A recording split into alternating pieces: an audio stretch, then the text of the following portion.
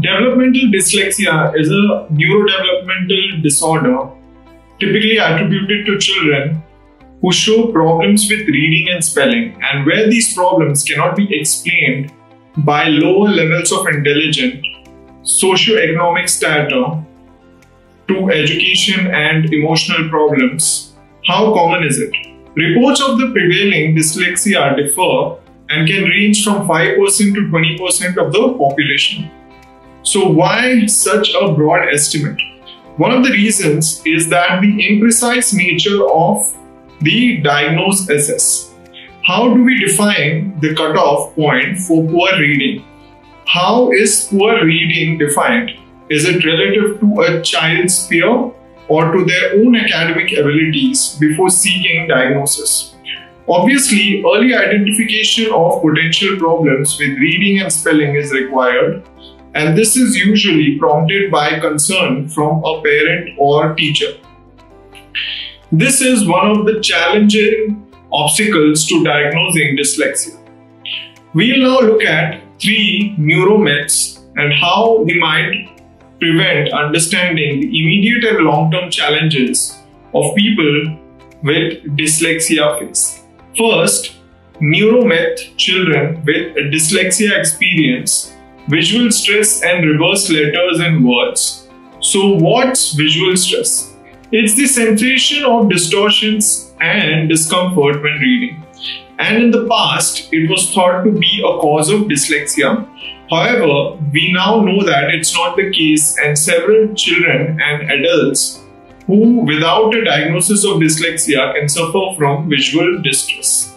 What about letters or words reversal? This may happen, but there's the thing.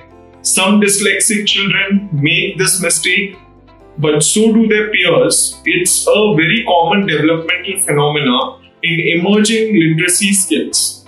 There is no evidence that this behavior is linked to later problems in learning to read or spell. Typically, those with dyslexia, it is important to note that children who never experience visual stress or reverse letters or words that have dyslexia, visual-based neuromyths related to dyslexia likely evolved from the original description of this condition as word blindness.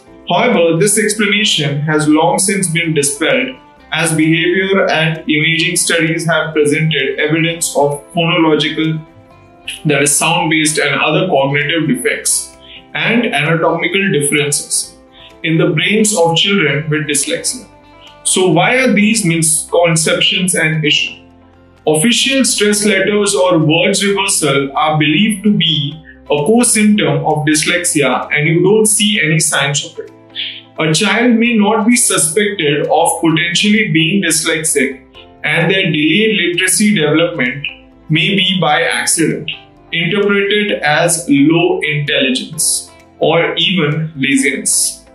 Dyslexia manifests in many ways, including being less able to recognize rhyming patterns, difficulty in breaking words into different sounds, and using vague or inexact vocabulary. Observable characteristics of dyslexia may also vary with age and the early stages of reading. Difficulties with decoding individual words may be evident later on. Comprehension and fluency problems may be more obvious as reading demands increase in adulthood.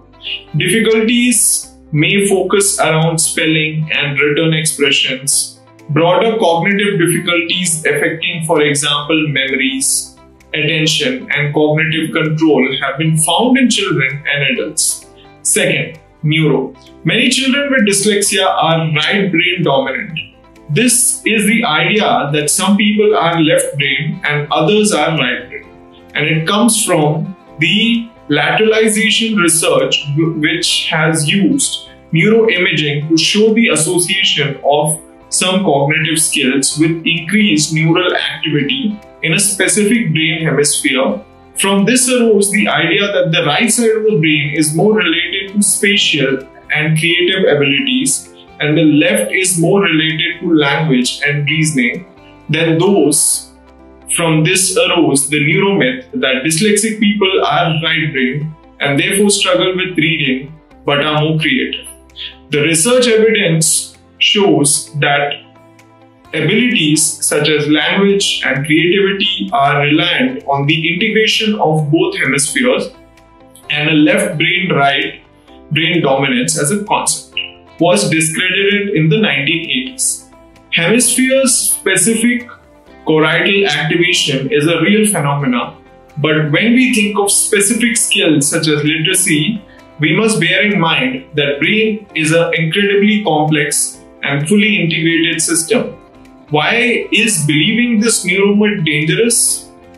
Aside from the obvious problem of expecting dyslexic children to be more creative, this neuromyth can cause misguided educational techniques in place of interventions that can actually help children.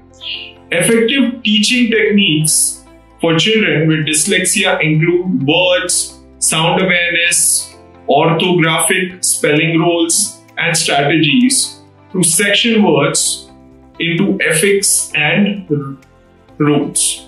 And lastly, the third near me.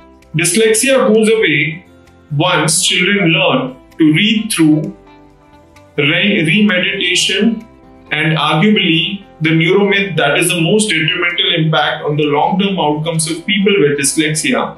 There was a growing body of evidence that broader cognitive difficulties related to dyslexia affect memory, attention, executive function. These impairments can persist long after reading, spelling have been moved by remediation. Dyslexia does not just disappear once an individual reaches adulthood. Its effects are lifelong. Studies with dyslexic adults have found increased forgetfulness, memory failure, daydreaming, problems with planning, time management and structuring, written information. Therefore, dyslexia is not limited to phonological problems, but can present very real challenges in adult life, such as the workplace can affect career progression. Studies with dyslexic adults have found that people with dyslexia have to work longer and harder in their workplace to work at an equivalent level to their non-dyslexic peers. This can affect mental health and self-esteem. Adding to this, adults with dyslexia tend not to disclose their diagnosis. One study found that 85% of adults with dyslexia who had adjustments in higher education did not reveal their dyslexia to their employer. Why? Reason given include fear of losing their job, fair discrimination, and being thought as stupid. So, how can we support adults with dyslexia?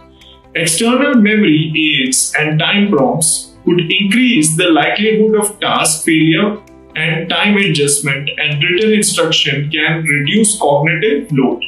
So let's move away from the assumption that visual stress, letters and word reversal, or advanced creativity are all sure signs.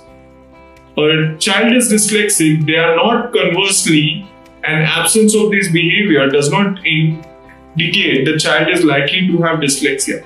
A diagnosis of dyslexia requires a clinical assessment.